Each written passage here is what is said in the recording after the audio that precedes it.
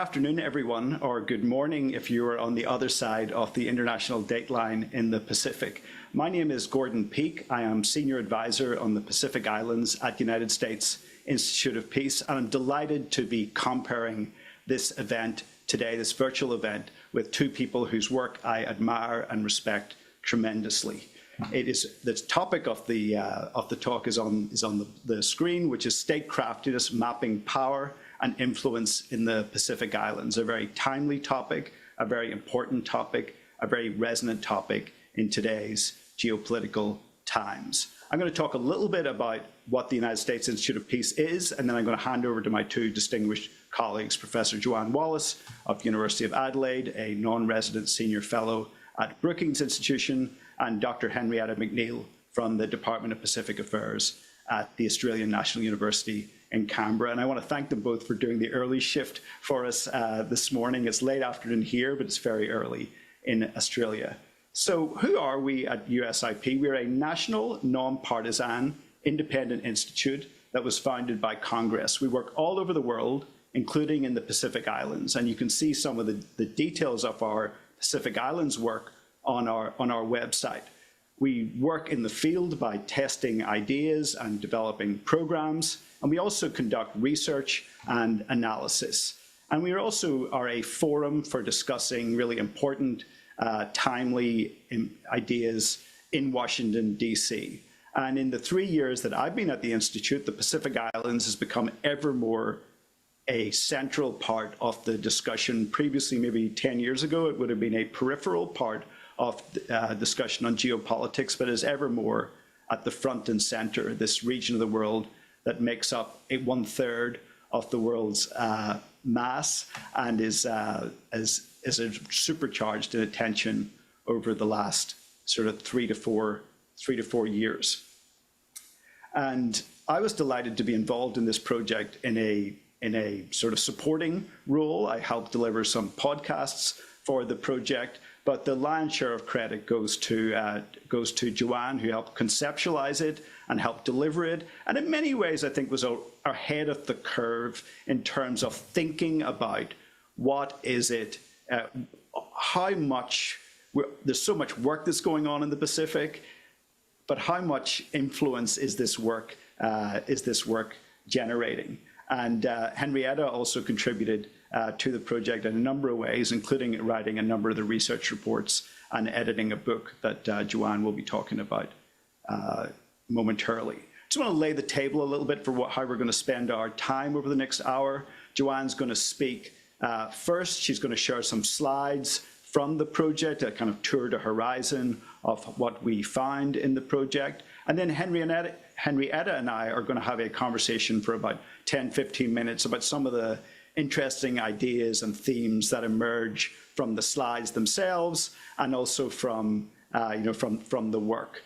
We'd love it if you can contribute to the conversation. As I said, I've got a high respect for Joanne. I've got a high respect for Henrietta. We can definitely fill the time over the next hour, but we'd love it to get your ideas and perspectives and views as well. So I'd invite you to contribute questions as they come along into the chat. We'll curate and mediate those questions, and I will ask them to Joanne and Henrietta as appropriate. I'll probably sort of give you both the opportunity to figure out who's best placed to tackle what questions. So without further ado, I'm going to sort of cue the slides and hand it over to you, Joanne. Good morning in Adelaide, where it's 5:30 a.m. So real kudos to you for joining us. Thank you, Joanne. Over to you. Thanks, Gordon, and thank you very much for having us, and thank you to USP for hosting this presentation of our project. So as Gordon said, I'm going to speak for a few minutes with some slides that show the major findings from our project before Henrietta and I delve into some discussion with Gordon about our findings. And as Gordon said, that Pacific leaders now describe the Pacific Islands geopolitical landscape as crowded and complex. There is a context of heightened strategic competition, and partner states are seeking to improve their relationships and reputations in the region by a series of visits, assistance and other mechanisms.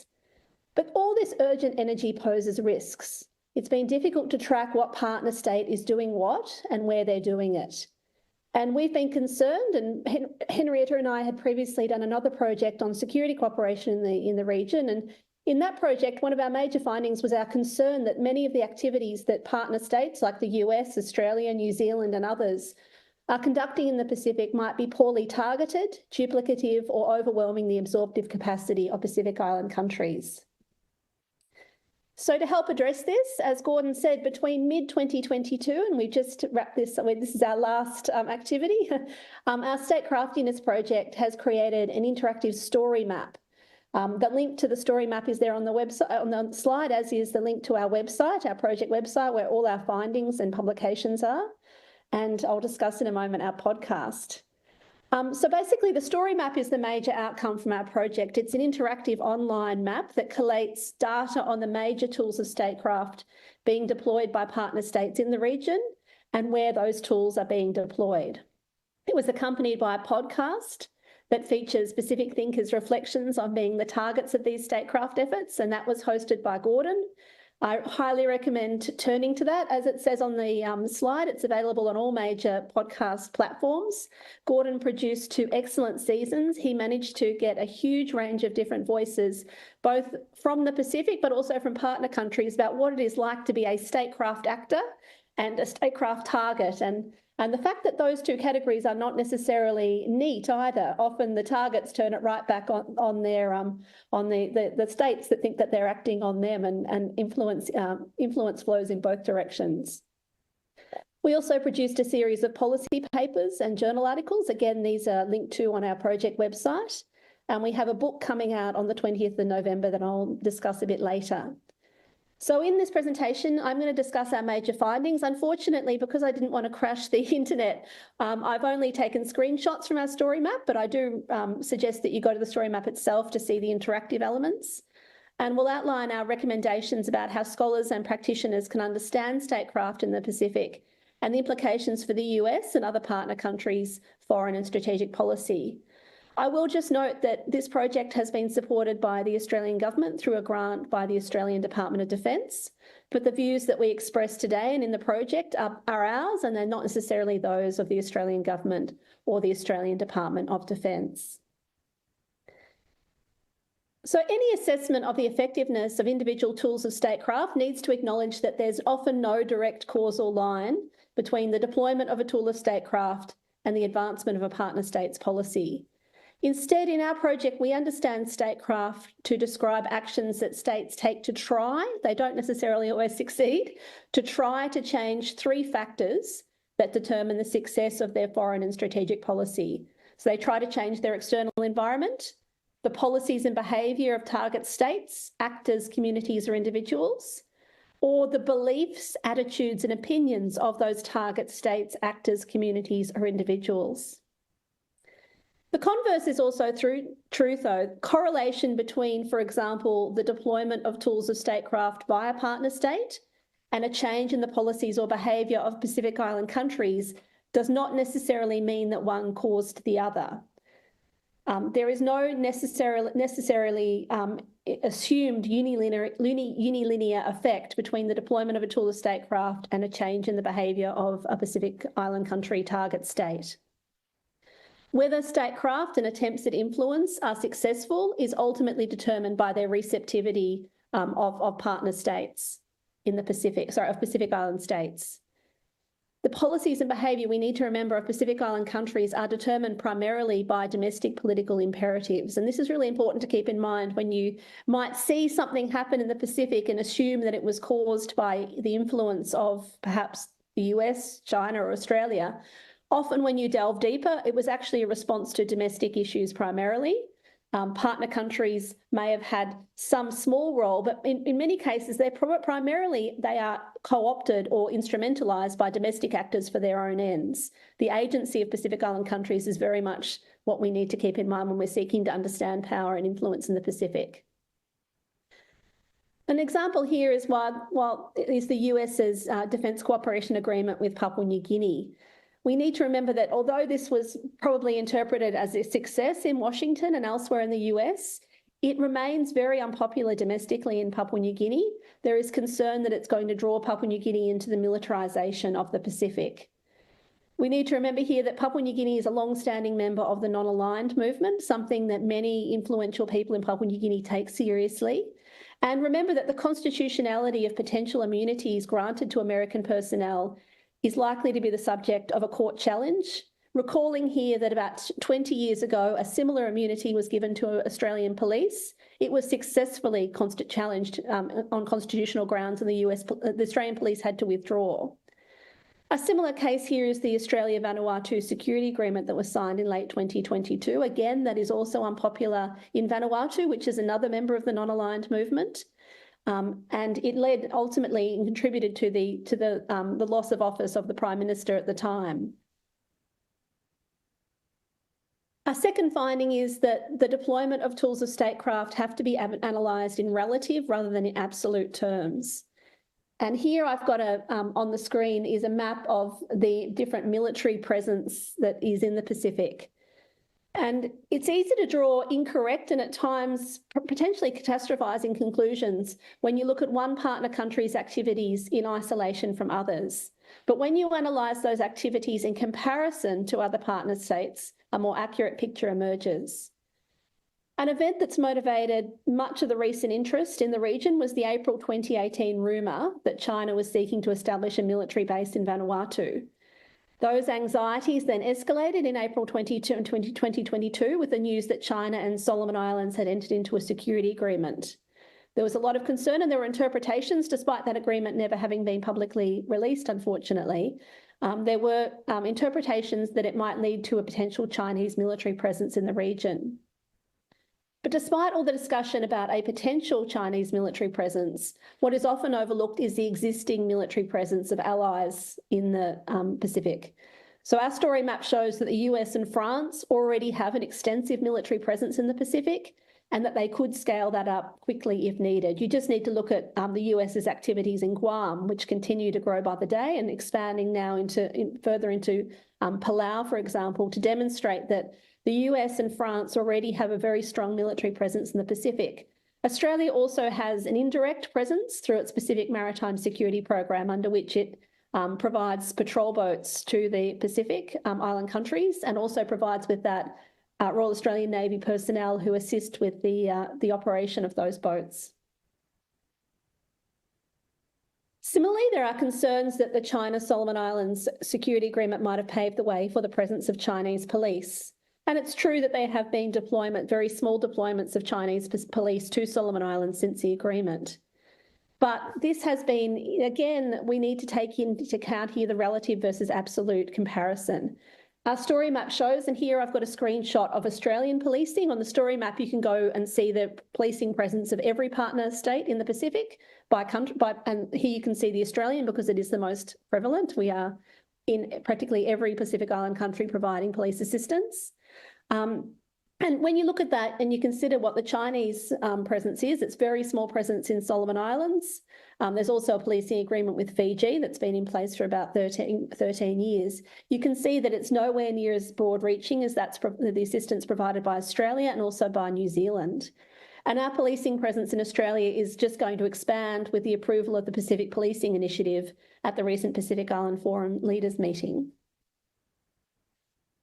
Now, comparing the deployment of statecraft tools in relative terms suggests that there is an analytical focus on quantity. Now, we acknowledge that quantity is important, and our story map does tell a story about quantity. And when you visit it, you will see that we have mapped not only what is being provided, but the quantity of the statecraft tools that are being provided in our many categories of statecraft. But at the same time, we don't argue that quantity necessarily equates to the quality or effectiveness of those tools of statecraft.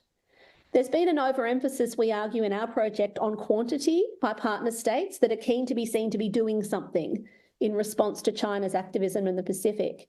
And this has unfortunately meant that small-scale programs run by civil society groups, they're often perceived as having less PR value, and it means that they're no longer receiving the funding that they used to from traditional partners. This is even for inexpensive items like chairs, tables, computers to assist vulnerable communities. And this is something Henrietta, who's conducted field work more recently than me, has noticed in her recent visits, is that A lot of these things that were in the past were provided with donor funding are just not there. And you can't kind of underestimate the importance of having things like chairs, tables, fuel for vehicles that are just not being provided. I was just hearing the other day that Australia, for example, is now cutting back some of our health funding because we're focusing on infrastructure, because we want to be seen to be building something that we can put a label on. But, you know, health and education are just so critical in the Pacific. The irony here, of course, is often these small-scale programs are actually the most effective at delivering development and improving donor reputation. I would mention here that I work on a separate project called the Regional Perspectives Research Project. In that project, we've been working with partners in Solomon Islands and Vanuatu for the last 2.5 years, doing local perception studies amongst communities in all provinces and all levels of community in those two countries. And one of the major things they tell us is the visibility of donors is what gets noticed. And the visibility of donors in these small cases is actually incredibly important at a community level. You're not necessarily seeing the donors in building a big building in the capital, but you are seeing a donor who's out there providing assistance to the local school. So drawing on our story map, the difference between quantity and quality is well illustrated by diplomatic presence and visits. Australia is the only partner state with diplomatic posts in all Pacific Island countries, and we're followed closely here by New Zealand and then by Japan and China. The US has engaged in a recent surge of diplomatic post openings. At the same time, again, the number of posts doesn't necessarily equate to the quality or effectiveness of these posts. And this is because individuals, not policy, are the most important determinants of whether statecraft actually succeeds. And we'll talk a little bit about that. Henrietta has been leading some work on the role of individuals in statecraft, and we'll talk a bit about that later. The high-level visits to the Pacific by foreign leaders and officials are also mapped on our story map, and I've just taken, again, a screenshot excerpt here, but when you go to the story map, you can see every visit that has been made to the Pacific since 2018 by foreign leaders. We've seen Australian Prime Minister Anthony Albanese, the US Secretary of State Anthony Blinken, French President Emmanuel Macron, Chinese Foreign Minister Wang Yi, former British Foreign Minister James Cleverly, Indian Prime Minister Narendra Modi have all made appearances in the last couple of years. But again, quantity does not equal quality diplomatic relationships. The quality of the actual diplomats that you send really does matter. And here we recognise that diplomats are not carbon copies of each other. They all have their own foibles, habits, strengths and weaknesses. And their individual personalities are adjudicated and assessed very intensely in the capital cities where they work, as are those of the police officers that partner countries send, military officials and assorted contractors implementing their projects. And we argue that this highlights that ensuring that diplomats are well selected and prepared for the Pacific Island country to which they've been posted is critical. They need to be willing to develop relationships while they're there, and this is going to be essential to determining the quality of the diplomatic exchanges they engage in, and therefore the quality of the effectiveness of the statecraft that they achieve for their country. Beyond high-level diplomatic engagement, public diplomacy is an increasingly prominent tool of statecraft. And here we've focused on social media because that's a very popular mechanism for partner state diplomats seeking to engage Pacific people. Social media followings have also been found in research to affect diplomatic negotiations, shape diplomatic influence outside formal meetings, and this is through the concept of soft power. So to try to understand the effectiveness of social media as a diplomatic tool, we've analysed the followings of different diplomatic missions in the region, and this is represented on the slide in the table. Again, there's an interactive version of this on the actual story map. As you'd expect, the countries with close relationships have high followers. So Australia has reasonably high social media reach across the Pacific, particularly in Papua New Guinea, which is our closest neighbour and our former colonial territory. The US also has large social media followings, particularly in Papua New Guinea, Timor-Leste and Solomon Islands. At the same time, social media engagement doesn't necessarily mean that people agree with or even think favourably of the country they follow. The large following of the US Embassy in Papua New Guinea, for example, could be due to the fact that there have been a number of recent controversies involving the mission in Moresby. And people might be going onto the US Facebook site because they want to talk about or hear about those controversies. Assessing the influence of diplomacy in the Pacific Islands region highlights the importance of analysing statecraft over the long rather than the short term. And we argue in our project that this was well illustrated by the US's response to the Solomon Islands China Security Agreement. After the agreement was signed, the US immediately sent senior diplomatic officials to Solomon Islands, but this was despite the fact that the US hadn't had a formal diplomatic presence in Solomon Islands for 29 years. So the US's long absence undermined the value of these high-level diplomatic visits, because it's the quality of the relationships that determine far more than the might and money of the state that's visiting what kind of outcomes are generated by those visits. I point here on the map, we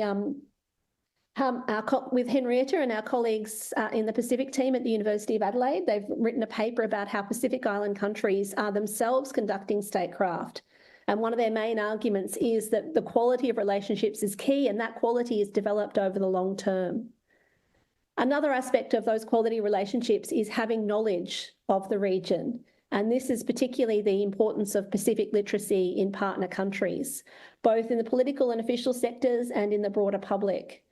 There are large Pacific diasporas in the US, Australia and New Zealand, but there's still limited understanding of Pacific cultures and languages in those countries, including in policymaking and political circles.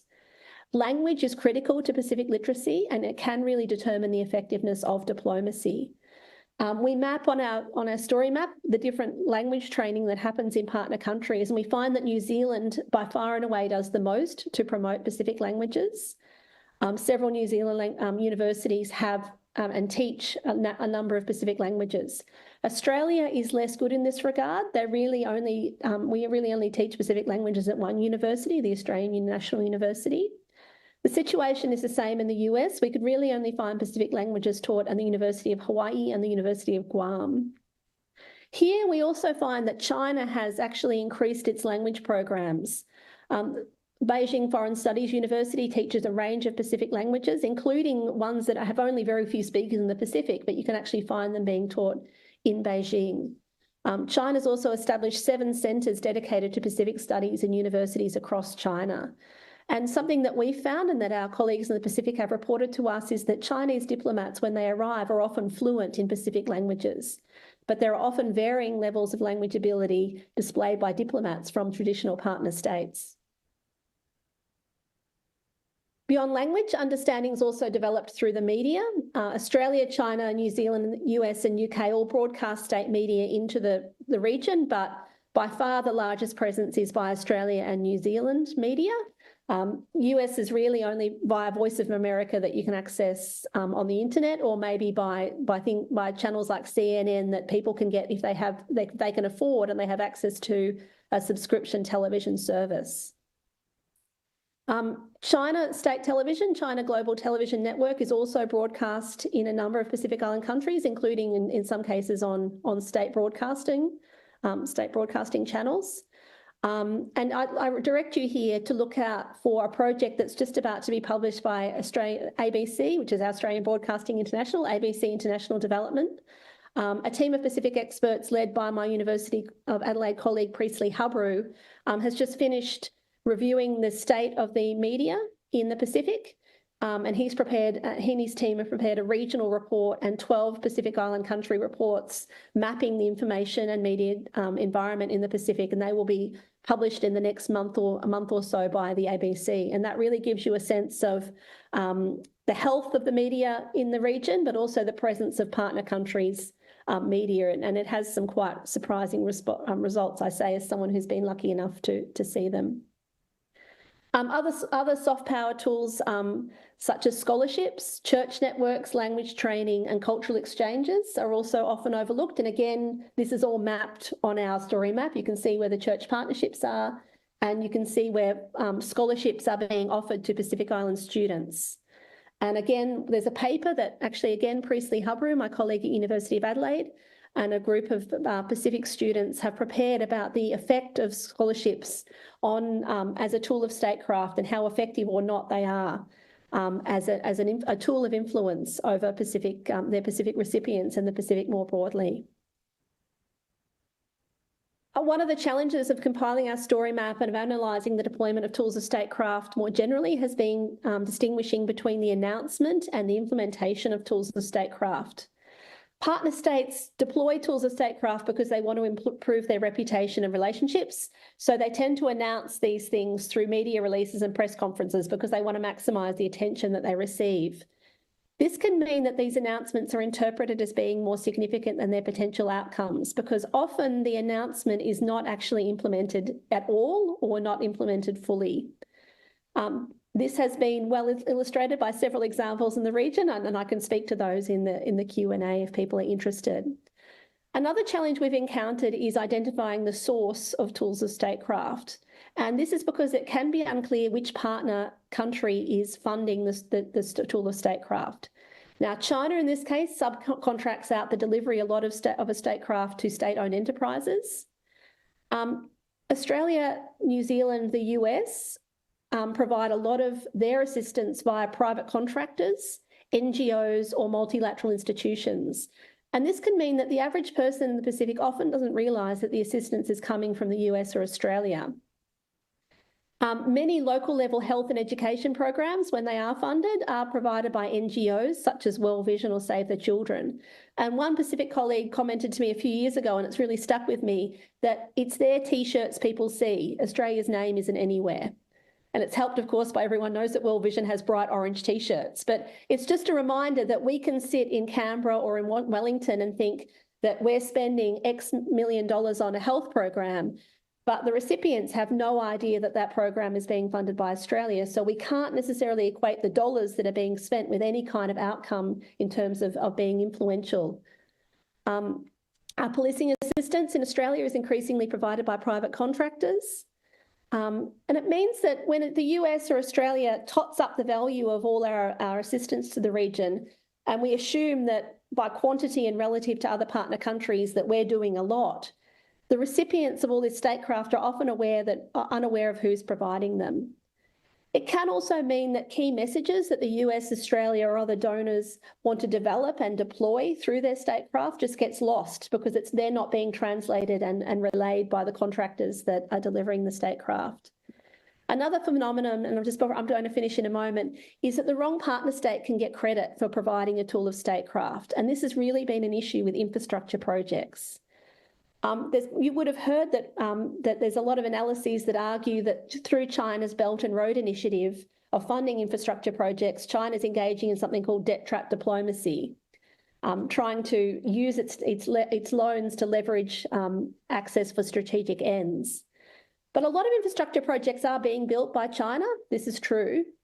They're by Chinese state-owned enterprises, but most of them are funded by multilateral institutions such as the Asian Development Bank or the World Bank, rather than by the Chinese government. Chinese state-owned enterprises are building them because Chinese companies are often the sole bidders for infrastructure tenders. They also bid very low to secure contracts. Chinese companies have received 80% of Asian Development Bank contracts in Papua New Guinea, for example. But a lot of that Asian Development Bank funding actually comes from the US, Australia, and other partners. But we're not getting the credit for providing that. And that's something in Australia that's caused a lot of angst. Our Minister for the Pacific, Pat Conroy, has been very vocal on this issue and is pushing to make that a change. So what should the US and other partners and allies do? So as I've argued, we find in our story map that these countries, Australia, New Zealand, and the US, have by far the most extensive presence in the Pacific and deploy by far the greatest and most expensive and expansive range of tools of statecraft. And these partner countries do have legitimate strategic concerns. We don't, in this project, in any way diminish the concerns or undermine the concerns that Australia, in particular, the US, New Zealand, have about China's increasingly visible presence in the region. But we do argue that Australia, the US, and others have the time and the space to ensure that the deployment of our tools of statecraft in the Pacific is responsive rather than reactive. Instead of reacting to each Chinese announcement, which has been a phenomenon that has characterised Australian statecraft and the US statecraft in particular over the last 5 years, we need to shift to responding proactively. We need to recognise that there's a risk of over-interpreting the impact of tools of statecraft, particularly when we view them in isolation or in the short term. And we argue that Australia and the US need to take a much more long-term view and stop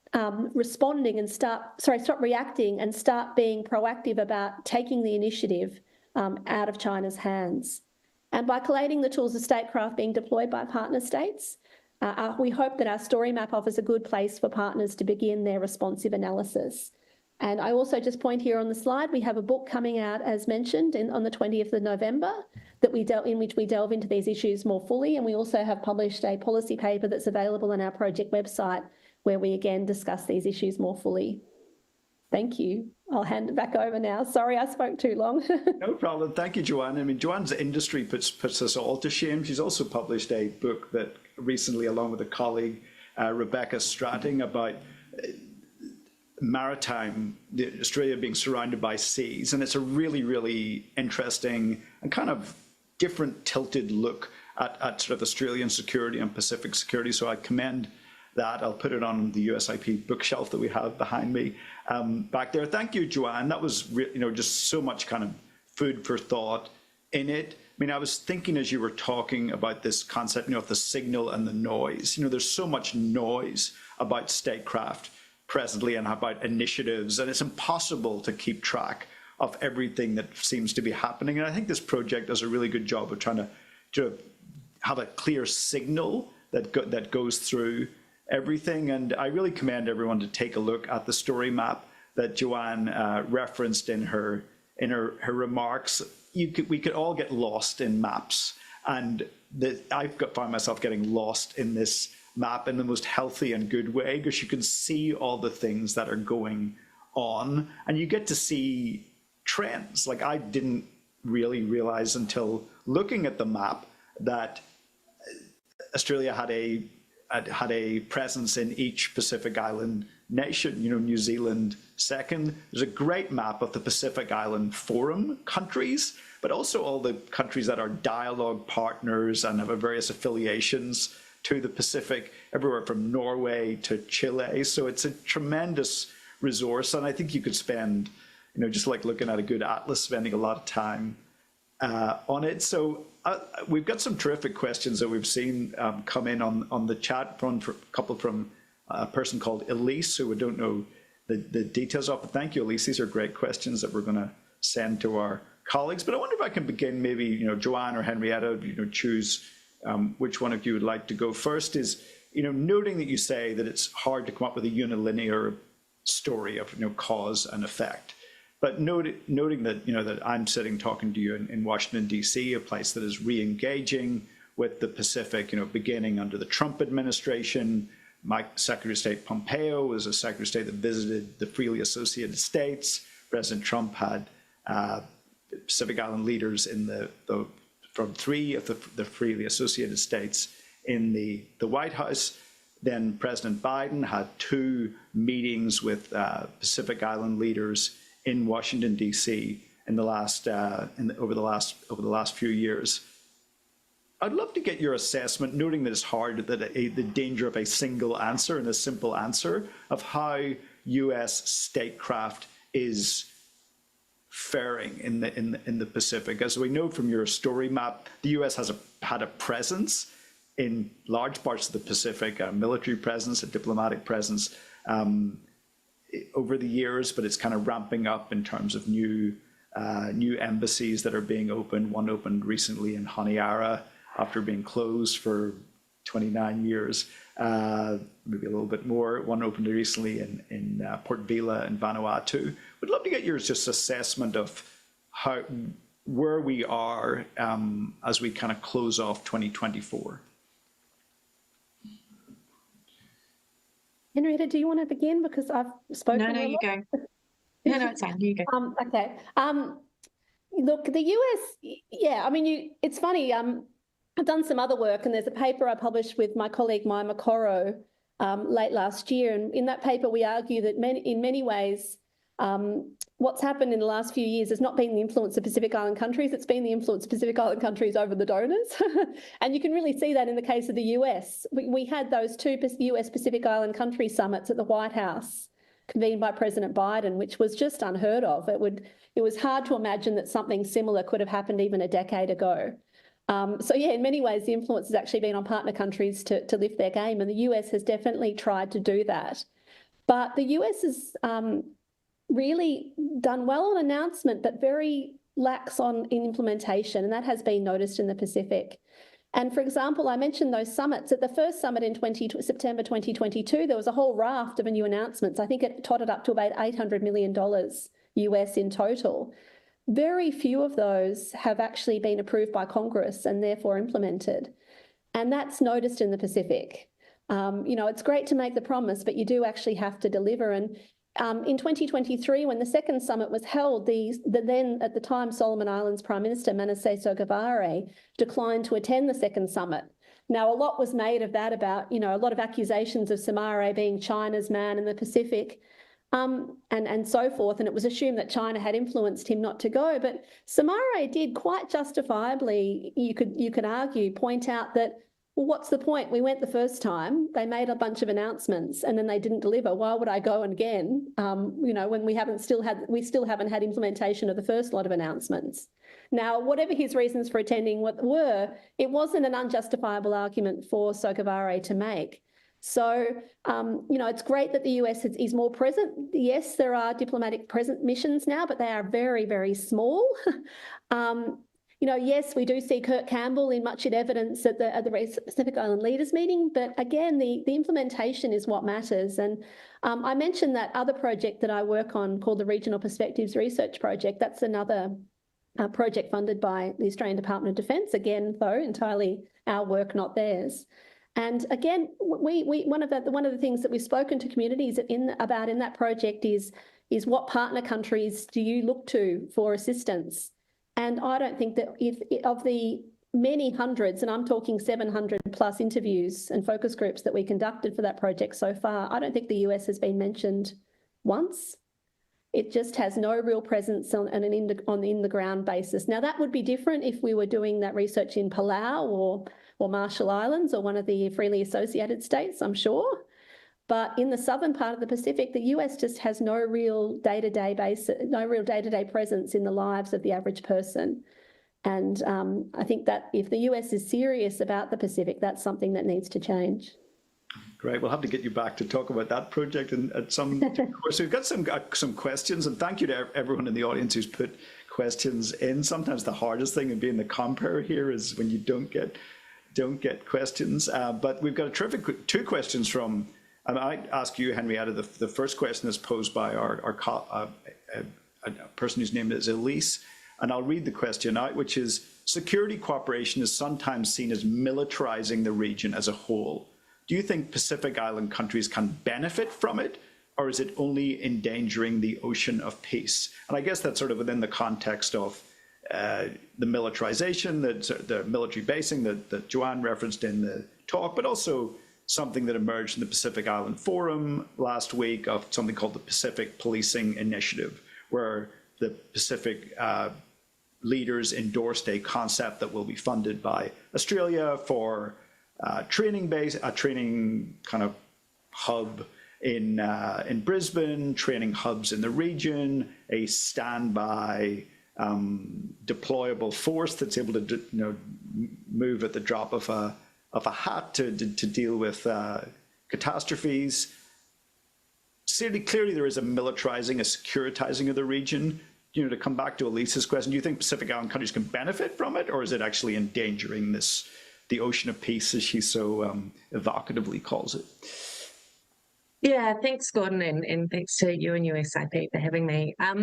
I think that there's kind of two big issues there. The first is militarization, and the second is policing, and I'll come back to policing. But I think the militarization has a long legacy in the Pacific Islands region, and that is not forgotten by Pacific Island peoples and states. If we're thinking about the unexploded ordinances that are still in Solomon Islands and Palau and that greatly affect people's lives today, if we're thinking about the 318 nuclear tests that were conducted in the Pacific Islands region, that again still have health effects to this day. They've dislocated people from their homes. All of those things are very still remembered legacies of militarization in the region. And I don't think we can forget about that when we're talking about contemporary militarization. As Joanne pointed out, like the type of militarization that's in the region, who actually has the bases are France and the US, and to a lesser extent Australia supporting military bases in the region. And so I think that we need to be really cognizant of how militarization looks in the region and how Pacific Island states are taking that. Things like AUKUS also look very militarized, particularly when contrasted against the South Pacific Nuclear Free Zone Treaty or the Rarotonga Treaty. So I think that Pacific Island states as well also feel that there's a threat if there's increased militarization. Places like Guam do feel like the tip of the spear. They feel like places that might get at first attacked. And so they feel like something that is going to negatively affect them, harm them, be an existential threat, when it's actually none of this militarization is any of their asking. None of this conflict is anything that they've asked for. I think we also need to be concerned about excessive militarization in our support to the region. When we think about the Fijian military, we know that the Fijian military is the biggest proponent of gender-based violence in Fiji, and so any support to the Fijian military actually does have a negative effect. So that's something to be really cognizant of when we're thinking about excessive militarization of the region. On the policing side of things, I think that's quite a different story. I think the Pacific has been calling for increased support for policing, and as you well know, Gordon, both Australia and New Zealand have really long-standing programs for policing support. We know that transnational crime is increasing in the region. We know that there are policing issues to deal with, and so that they really are required. But I guess the Pacific Policing Initiative that was proposed by Australia and was discussed last week at the Pacific Islands Forum is really one of those reactive responses, as Joanne talked about, to Chinese policing in Solomon Islands and Kiribati, also in Fiji, but it's been there since 2012. There were discussions about something called PSELEC, Pacific Law Enforcement Cooperation, back in 2018. And there was consultation about what would work. And I think the conversation that was had at that time was very much, don't take this to Australia, don't take this out of the region. And so I guess I was personally surprised to see this come up as something that's going to happen in Pinkenba and Brisbane. And I think a lot of other Pacific Island states were surprised as well. I think it seemed like a reaction in the way that Australia was not necessarily consulting in the way that it should have. It wasn't necessarily endorsed. Well, it was endorsed by the Pacific Island states. They said that they needed, so I'm just reading it out here, further national consultation, and they further directed the development of an implementation plan that would take into account the outcomes of national consultations. And I think that means that not all states are particularly happy with it. I think it has really big concerns for the absorptive capacity of Pacific Island states. We're talking about places like Niue, which have 14 cops. If you take one of them out for 6 months, you can't backfill, and it really does take out a large percentage of your local policing force. So I think we really need to be thinking about, as Joanne said, if we're doing a reactive program, what are the unintended consequences of that, and how can we think more carefully about the type of support that we're providing? Because, as I said, Australia has a long history of policing support, and that is really well respected. So I'm not sure we needed to panic about this one. Sorry. Oh, you're on mute. I managed to get through the month of September without doing the mute-unmute, so it was going to end at some point. So that's a terrific answer, and I think, I was trying to calculate 8% of the Niue police is one police officer as well, and something that we sort of comes across from a lot of research in the Pacific that you've led on, Henrietta, you've led on, Joanne, is that not all policing is done by people who are in police uniforms as well. It's actually quite a limited amount as well, and it's an absorptive capacity, but also a kind of a how much training does one need element as well. It's a great answer.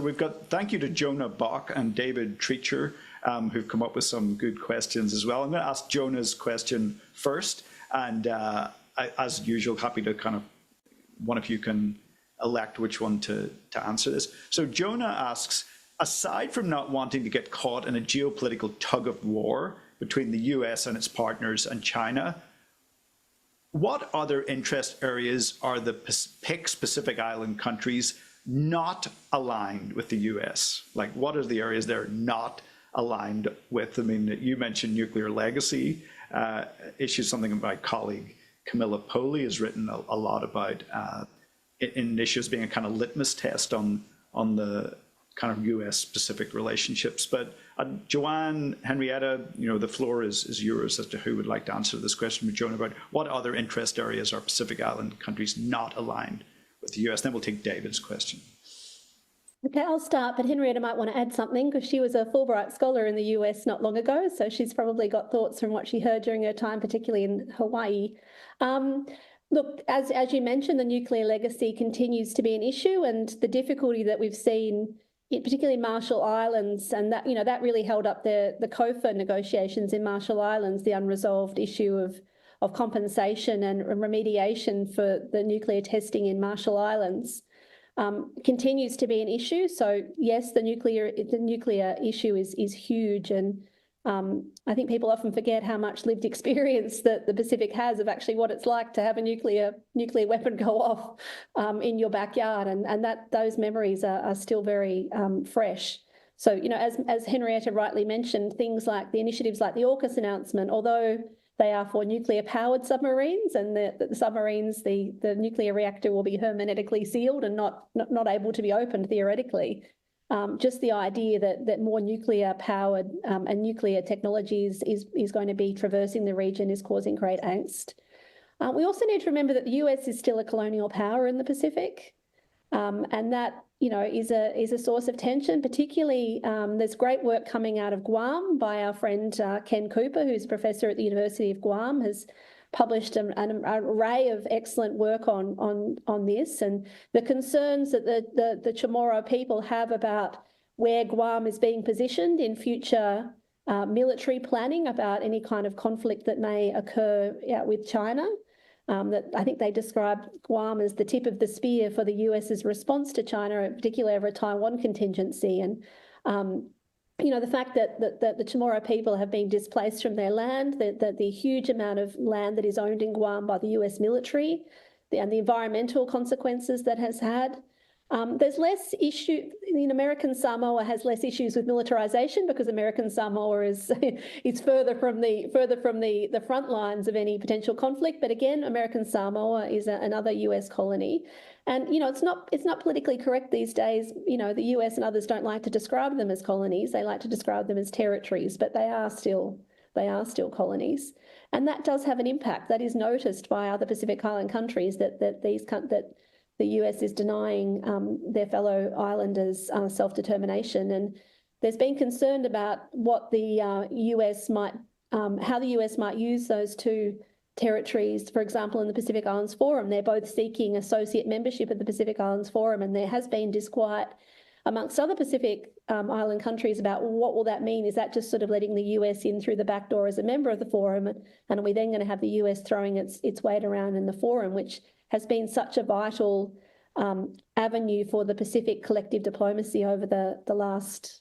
50 years. But Henrietta, you might want to add something based on your experience.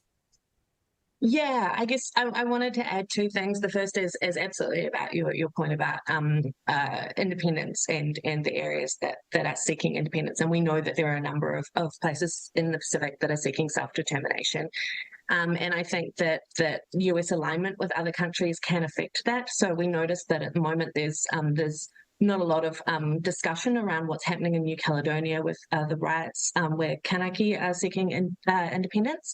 And I think a lot of that is to do with both Australia and the US's alliance with France, and France trying to use New Caledonia as a central point of their Indo-Pacific strategy. And I think that really does have an impact in the Pacific Island countries where the Pacific Island Forum was built on the notion of independence and self-determination. So I think that's a really key point. And I think the other one is, I think it's a little bit nuanced, but I think that when when the US is talking about climate change and when the Pacific is talking about climate change, I think they're actually talking about slightly different aspects. So we'll give the US credit for, in the US-Pacific Partnership, talking a lot about the 2050 strategy and highlighting climate change. And that was really good because it was what Pacific Island states were asking for. And I saw Pacific Island states really active in that negotiation. But I think when the US is talking about climate change and the ways to deal with climate change, a lot of the discussion domestically in the US is around the use of nuclear power. And I think when it comes to the Pacific Islands' view on nuclear, it's all nuclear that they're not very supportive of. So we're talking about the Fukushima wastewater release was not very was not taken very well in the Pacific Islands region. We're talking about the nuclear-powered submarines, so it's not just nuclear missiles that the Pacific is not very happy with, but all nuclear because of the effects on the Pacific Ocean. And so I think when we're talking about climate change, there's a bit of a difference about how the US and the Pacific see the way to deal with climate change. So I would say that that's a point to deal with. Yeah. Right, and also gets, I think, to how terms that are known have multiple meanings depending upon the person who says them and the person who hears them. You know, security is another one of these phrases. When the Pacific Island Forum has made that use the word security, it's sometimes made in the context of kind of human security, whereas whenever maybe Australia or the United States mentions security, it has a more kind of militarized or sort of policeized inflection. David Treacher from New Zealand Embassy has. It's sort of neat, this goes on neatly onto your last observation about climate change, Henrietta, and it's a really good point, which is you've not talked very much this far about climate change.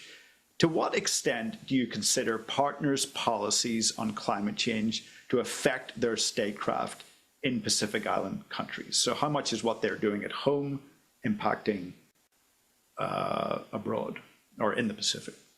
Henrietta. Yeah. Great question, Kia ora, David. I think that climate change is absolutely the most, according to the Boyd Declaration, the most significant issue for Pacific Island states.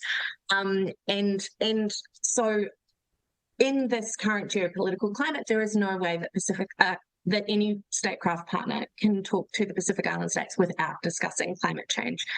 They just won't be seen as a trusted partner.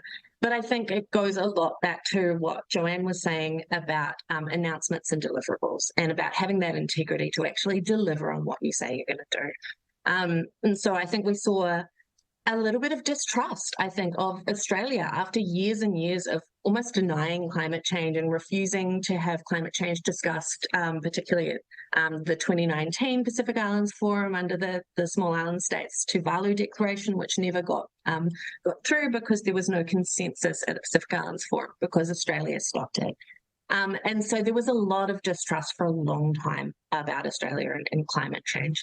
And I think that now the new Albanese government is talking more about climate change. It's really putting efforts into the Pacific Resilience Fund. It's talking about doing COP31 with Pacific Island states.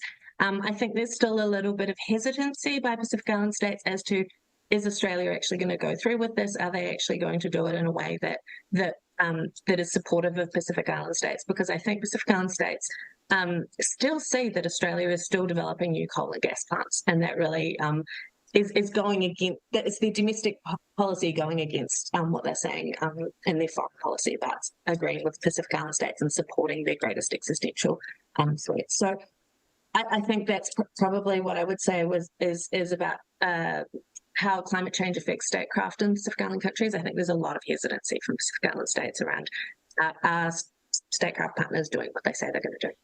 Great. Joanne, did you want to add to that? I'm just going to, because we've actually got a sort of momentum with questions, which is great. We're going to get into the rapid fire round pretty soon. We've got 5 minutes left. In the podcast series that I did, I remember the most kind of jaw-dropping or barbecue-stopping interview we did was with a researcher, Robotesh Kant, from the University of Griffith University. And he did a kind of research project where they asked people from Pacific Island states, their policies on climate change. He said, well, when they go to China, they actually don't mention climate change that much in terms of the ask. It's about infrastructure. Remember, there's a really kind of scrambling idea from it, so it just came to mind. And this ties in with a question from Andrew Harding, which has just arrived in, which is directly related to China, to the PRC. Andrew's question is this: what's the right balance for the United States in expressing concerns about the PRC when engaging with Pacific Island countries? Is there a red line? How best to discuss US interests of countering the PRC? So like, how does one balance, this whole statecraft is about balancing different interests, but I'd ask you to try to answer quickly, and then we'll try to rapidly, and then we'll try to get to another question before you go in. Yeah, well, I would say that the US and Australia and other partners need to be honest with the Pacific about their legitimate strategic concerns. And here it's recognising that Pacific Island countries are savvy. They know what's going on. You can treat them like a partner, not like a recipient. And you can say, look, we're worried about this because of this. The Pacific knows that Australia, the US and others are worried about China. At the same time, we need to recognise that they don't necessarily share all our concerns.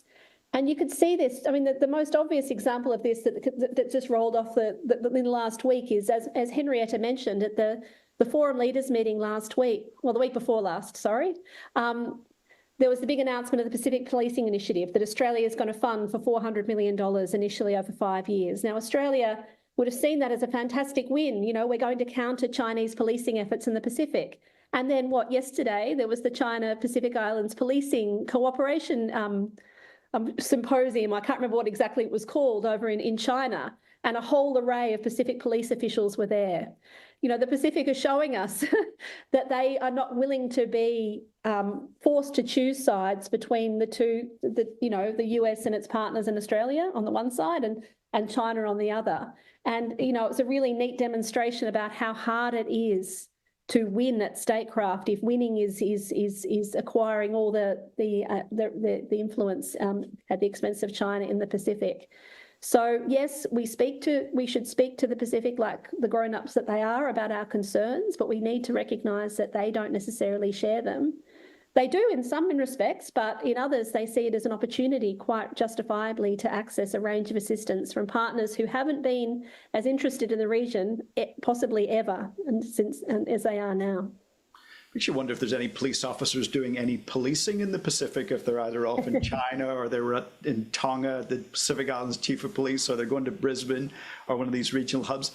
Final question, real quick, because we're running out of time, and I want to thank everyone in the audience for tuning in to this. It was well worth the time and well worth, I think, Joanne and Henrietta getting up so early for us. My question is is this, which is, what specific advice do you have for a diplomat, a police officer, a contractor that is going off to the Pacific in order to do statecraft, in order to try to engage in this game of power and influence that you're talking about?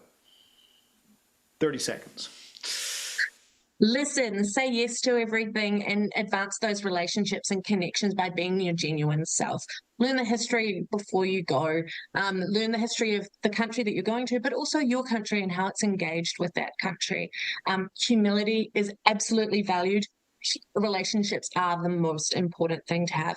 And the last thing I would say is go outside of capital cities, leave that air conditioning and that elite bubble, and just go and be part of that country and really, really properly engage and develop those relationships. It's probably all I'd say. That was great. Joanne, thank you very much. Henrietta, thank you very much. Thank you to everyone who's joined us. My name is Gordon Peake. I've really enjoyed moderating this, and you can find details of this terrific research project on the University of Adelaide website. We'll post the links to everyone. Thank you and goodbye.